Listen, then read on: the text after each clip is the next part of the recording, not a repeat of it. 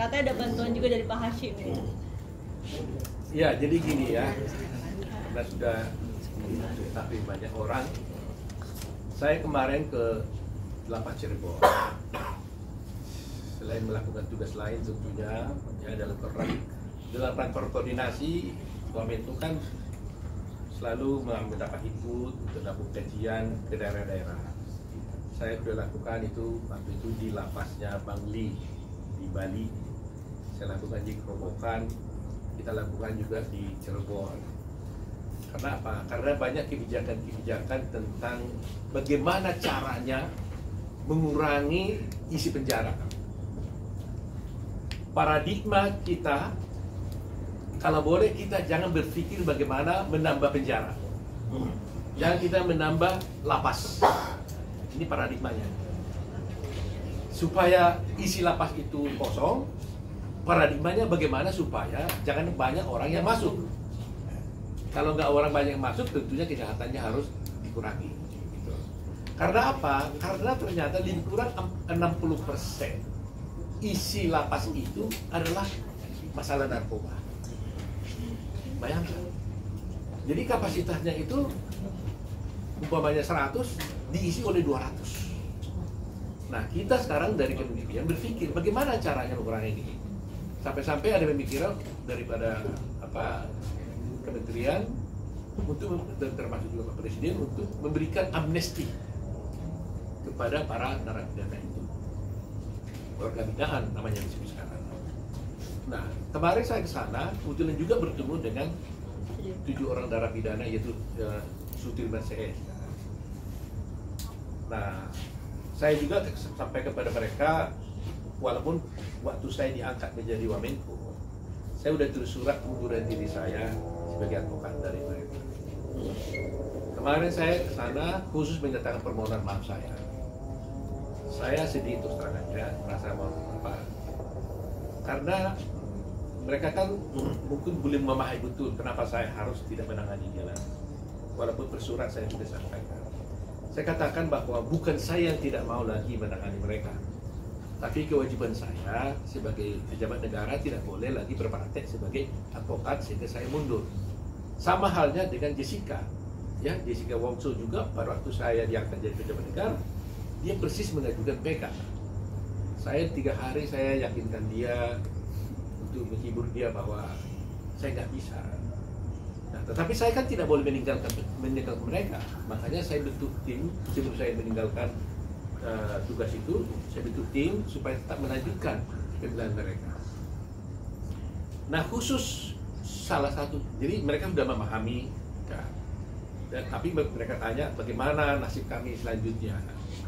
Ya, bagaimana kami bisa mendapat keadilan? Saya katakan ada acara yang melanjutkan perjuangan itu. Tapi khusus Sudirman memang terus terang aja, saya juga luar biasa kagum ya.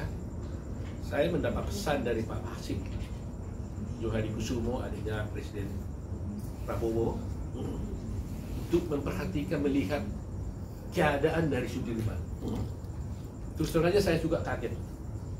Seorang adik presiden bisa memikirkan sejauh itu, dan saya nggak tanya, beliau yang mengontak saya. Coba lihat keadaan Sudirman katanya, karena katanya dia mendapat informasi tentang bahwa dia sakit. Terus terang saya kaget, kok ada orang sebaik ini, orang adik presiden, orang kaya, tapi masih mikir nasib rakyat seperti ini. Sehingga saya pergi ke sana bertemu. Akhirnya saya tanya Pak Sudirman, saya lihat dia duduk, dia sebenarnya nggak ada apa-apa nih gitu kan. Akhirnya aku tanya dia, kamu sebenarnya apa yang terjadi?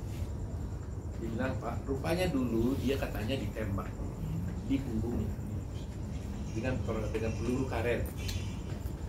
Jadi keadaan dia, sepintas kita lihat nggak ada apa-apa, tapi dia bilang sama saya, kalau dia duduk nggak bisa lama. Dia hanya lebih nyaman sedikit berdiri, tapi itu nggak bisa lama. Saya buka bajunya, coba saya lihat dulu, saya lihat. Lihat di sininya, di punggungnya. Nah, akhirnya saya sampaikan kepada dia supaya mau diobati. Dan saya minta kepada Kalapasnya untuk segera membawa dia ke rumah sakit untuk disembuhkan. Sebab begini ya, ini dia kan masih anak muda kan. Dia ditahan dulu 21 tahun, sekarang umurnya 29.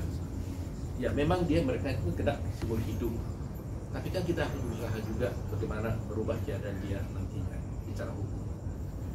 Nah, Pak Hasim bilang, bila perlu saya yang biayai. Saya akan biayai, bukan bila perlu, saya akan biayai penguatannya. Sampaikan. Saya terus terang aja sedih juga ya, bukan sedih ya, terharu lihat Pak Hasim ya. Mana ada seorang ada presiden yang begitu hebat? Siapa ya kasus ini bisa sampai dia bikin? Lihat ya, tolong perhatikan. Saya pergi ke sana itu dengan Pak Nikolai, Dirjen HAM ya, salah satu dirjen. Kita bersama dengan juga Pak Surya dari Deputi kita, Nabi Pamela Pasaribu dari Asdem. Artinya kita memberikan penanganan khusus. Nah itulah yang kejadian yang terjadi kepada itu. Jadi yang ingin saya sampaikan itu adalah memang kita punya kewajiban juga memberikan perhatian kepada setiap orang untuk mendapatkan akses kepada keadilan ini, baik dia di dalam penjara maupun di luar penjara, ya di dalam lapas maksud saya. Jadi itu yang terjadi kemarin, ya. Jadi kita sudah laporkan kepada Pak Hasim bahwa keadaan seperti ini. Saya akan cek lagi besok apakah betul Sudirman sudah dibawa ke rumah sakit atau tidak. Harus dipastikan, ya. Kalau memang betul-betul itu dalamnya harus disembuhkan. Jangan sampai dia bisa lumpuh kemudian kan sangat sedih kan. Kita udah tahu begini terjadi lumpuh karena kita tidak memperhatikan, itu sangat menyedihkan. Jadi saya juga ucapkan terima kasih pada Pak Hasim lah yang betul-betul ya nggak nyangka kita ya, orang adik presiden nggak ada angin nggak ada hujan dia bisa memberikan. Mungkin pasti ada yang melaporkan pada beliau pasti, atau mungkin dia lihat di medsos, saya nggak tahu. Tapi apapun itu sebabnya, tapi dia langsung beriakin. Bahkan waktu dia di kemarin ini masih Jepang dia bisa kontak Pak Niko itu, bagaimana hasilnya? Sampai seperti itu. Nah itulah yang saya sampaikan, bahwa mudah-mudahan lah ya keadilan seperti ini kita bisa tetap perjuangkan negara kita ini. Dan banyak. Sebenarnya tambahan Pak Oto, boleh izin soal perubahan remisi ke Kemenhukam yang diajukan oleh 7 terpidana pada 2 tahun lalu, ini seperti apa sih Pak? Nah itu nanti terus aja lagi bicara ya.